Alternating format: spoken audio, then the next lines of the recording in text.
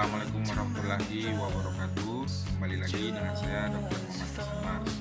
Nah, pada video kali ini saya coba mengingatkan ya terkait sosialisasi WA ya, acara kesepakatan bersama terkait panduan penata laksanaan solusi permasalahan klaim INA CBG di tahun 2024. Jadi ini terkait kebijakan Kementerian Kesehatan ya. Nah, ini kamu bisa baca ada mungkin sekitar 4-5 ya, terkait rehab medik, gigi, ya, iterasi obat, dan lain-lain. Nanti akan saya jelaskan di video kali ini. Nah, kamu bisa juga langsung loncat ke deskripsi video, bisa lihat secara langsung terkait yang ingin diketahui BA-BA yang dulu dan saat ini sudah diterapkan di tahun 2026. Nah, jadi di sini revisi berita acara dilakukan demi menyelesaikan permasalahan klaim INA CBG di lapangan. Nah, ini adalah Pusjak DPK ya, PDK bersama dengan BPJS merevisi BA kesepakatan bersama panduan penata laksanaan solusi permasalahan klaim. Terus proses pembahasan dengan BPJS Kesehatan dilakukan secara simultan sejak awal Agustus. Terdapat 7 ketentuan yang telah disepakati dengan BPJS ya, terdiri dari 4 ranah administrasi dan 3 ranah medis. Nah, ini BA ini udah terbit dan pada pelayanan di akhir tahun 2024. Jadi 2025 sampai 2026 tahun ini sudah berjalan, baik di rawat jalan maupun di rawat inap. Nah, ini BA tersebut ya, silakan disimak baik-baik ya untuk BA dari kesepakatan. Pertama terkait rehab medik. Jadi memang kamu bisa lihat kasus rehabilitasi medik perihal administrasi ya. Jadi memang perihal pelayanan rehab medik dilakukan oleh terapis dengan pemantauan dokter SPKFR. Nah, ini ada keterangan bahwa ada perhatian khusus. Nah, di sini perhatian khusus melampirkan lembar protokol terapi dan lembar reassessment setiap 2 minggu sekali yang dilakukan oleh dokter SPKFR.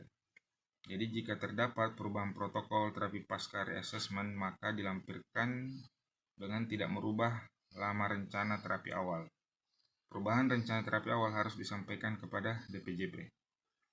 Lampirkan bukti telah dilakukan pemeriksaan pasien sebelum dan sesudah sesi rehab medik. Lampirkan bukti pendampingan dan penguasaan dokter. Nah, ini keterangannya ya. Jadi reassessment dilakukan minimal 2 minggu sekali. Pada pasien dengan protokol terapi tuntas kurang dari 2 minggu tidak diperlukan reassessment. Jadi poin di sini bahwa pelayanan rehab medik dilakukan oleh dokter spesialis kedokteran fisik dan rehab medik. Jadi terapis ada tapi tetap dipantau oleh dokter SPKFR. Ini berdasarkan surat edaran di Jampelkes ya tahun 2020 terkait pelayanan rehab medik dapat dilakukan oleh dokter SPKFR atau didelegasikan ke tim rehab medik terapis sesuai dengan rekomendasi program dari dokter SPKFR. Sejalan dengan aturan tersebut, demi meningkatkan mutu pelayanan pada BA 2024, pelayanan rehab medik oleh terapis tetap harus dilakukan dengan pemantauan dokter SPKFR. Jadi pada poin ini sudah jelas ya untuk teman-teman di rumah sakit, di manajemen, ataupun pada dokter spesialis rehab medik, terapis terkait layanan di rehab medik untuk aspek administrasi. Ketika kita klaim hari Senin, Rabu, Jumat, misalnya atau Selasa, Kamis, itu ada terapis dan harus ada dokter SPKFR agar bisa diklaim oleh BPJS Kesehatan. Nah, di poin 2, konsul internal dan rujukan internal ya, rawat jalan. Jadi memang di kasus konsul internal ini perihal administrasi juga ya, sama pada poin rehab medik. Konsul internal adalah pasien yang dikonsulkan ke dokter lain di satu rumah sakit dan dikembalikan ke dokter rujuk. Klaim jadi satu episode walaupun dikerjakan di lain hari. Oke ya, rujukan internal adalah pasien yang dirujuk ke dokter yang lain tidak dikembalikan ke dokter perujuk. Jika dikerjakan beda hari diklaimkan 2 episode. Paham ya? Nanti saya buatkan ilustrasi di bawah. Penjelasan agak simpel ya dari slide ini. BA kesepakatan. Jadi perhatian khususnya adalah dokumen rujukan internal atau dokumen fitur sistem informasi jawaban konsul internal, baik manual atau elektronik. Nah, ini contoh satu ya, konsul internal. 1 episode ya. Jadi periksa ke dokter A tanggal 1 Desember. Periksa ke dokter B tanggal 1 Desember. Kembali ke dokter A tanggal 5 Desember. 1 episode ya. Ini namanya konsul internal. Jadi dikembalikan ke dokter rujuk. Beda halnya di rujukan internal ya. Jadi episodenya terpisah. Misalnya periksa ke dokter A tanggal 1, periksa ke dokter B tanggal 1. Tapi di selanjutnya diperiksa ke dokter B tanggal 5. Jadi masuk 2 episode. Makanya teman-teman rumah sakit, konsul internal itu diklaimnya 1 periode, 1 SCP. Tapi kalau rujukan internal itu 2 episode. Jadi sudah dipindah tangankan ke dokter spesialis lain. Jadi kok sudah pahamnya di konsul internal SPA ke SPB kembali lagi ke SPA. Itu 1 periode di tanggal yang sama ya, tapi ketika kita buat rujukan internal SPA itu langsung rujuk ke SPB, jadi sudah diambil alih oleh SPB untuk pelayanan. Jadi ini ya terkait aspek administrasi. Jika ada rumah sakit yang melakukan klaim dengan melakukan konsul internal, dokternya kembali, itu diklaim 1 periode. Tapi ketika udah dipindah alihkan ke dokter spesialis lain, itu menjadi 2 episode. Paham ya? Semoga mengerti. Nah, poin 3 ini terkait pasien yang mendapatkan pelayanan obat kronis dan diagnosa PRB. Jadi sama ya aspek administrasi. Jadi kasus pasien yang mendapatkan pelayanan obat kronis dengan diagnosa PRB. Jadi pelayanan obat PRB akan tertagih oleh sistem. Nah, ini terkait administrasi ya. Pasien dengan pelayanan obat kronis yang sama selama 3 bulan berturut-turut otomatis masuk ke dalam PRB. Obat kronis 3 bulan berturut-turut masuk ke PRB. B. Pada pasien kondisi di atas tetap dapat berkunjung ke rumah sakit ya, FKRTL, fasilitas kesehatan rumah sakit tingkat lanjut, dalam kondisi kegawat daruratan atau untuk kasus di luar diagnosis PRB dapat dirujuk sesuai indikasi medis. Jadi di sini keterangannya sosialisasi bersama dan penyusunan sistem. Jadi untuk pengajuan obat kronis ini dalam hal administrasi dalam waktu 3 bulan itu harus masuk ke dalam PRB ya. 3 bulan rumah sakit tetap bisa dan wajib dikembalikan ke klinik. Jadi kalau untuk poin B itu jika dalam kondisi darurat bisa kembali berkunjung ya ke rumah sakit atas indikasi medis. Oke, paham ya untuk pelayanan PRB aspek administrasi. Nah, ini poin 4 sama ya, pasien dengan pelayanan iterasi obat. Jadi kasus pasien dengan pelayanan iterasi obat. Perihal administrasi, pelayanan obat PRB akan tertagih oleh sistem. Pasien dengan pelayanan iterasi obat jika memerlukan pemeriksaan kesehatan dilakukan di FKTP terdaftar. Pengambilan obat iterasi di rumah sakit atau apotek obat kronis yang sudah kerjasama dengan BPJS. Definisi iterasi adalah pengambilan obat kronis di FKRTL dengan menggunakan perulangan resep obat sebelumnya sehingga pasien tidak perlu bertemu atau tatap muka dokter spesialis atau subspesialis.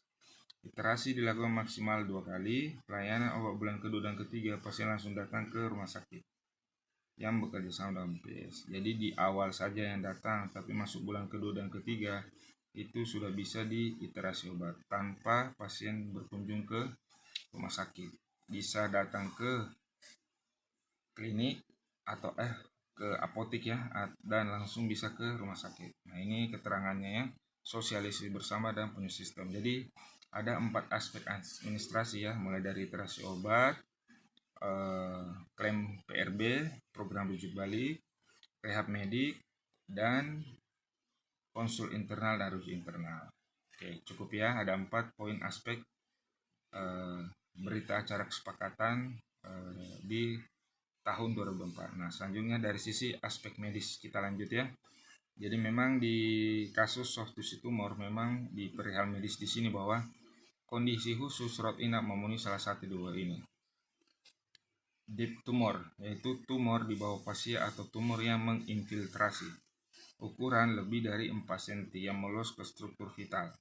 STT dengan keganasan yang termasuk struktur vital, pembuluh darah, saraf, pernapasan, dan tulang. Di luar kriteria di atas diklaimkan sebagai klaim raja.